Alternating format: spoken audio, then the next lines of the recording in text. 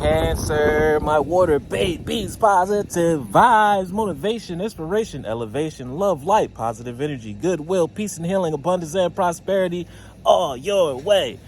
Bad health is big business. I'm here to put them out of business. Head swelling, PTSD, stroke, anxiety, depression, mental illness, physical ailments are at an all-time high, plaguing us at the age of an all-time low.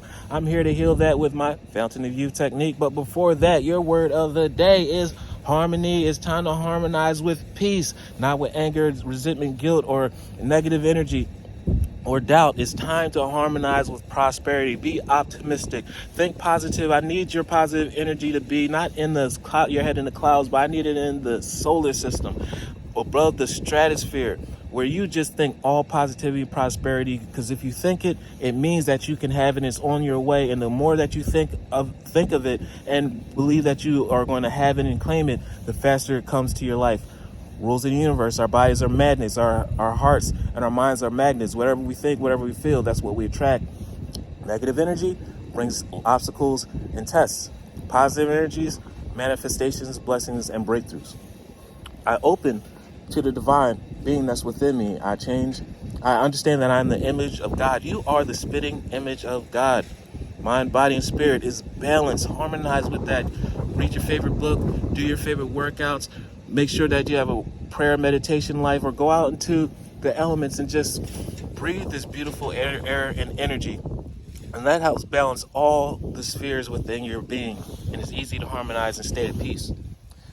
I have the power to bring light into my life. Also, you turn darkness that's within you into something beautiful. You turn that anger into some love. You turn your anger into something forgiving. And that is something that you can't explain.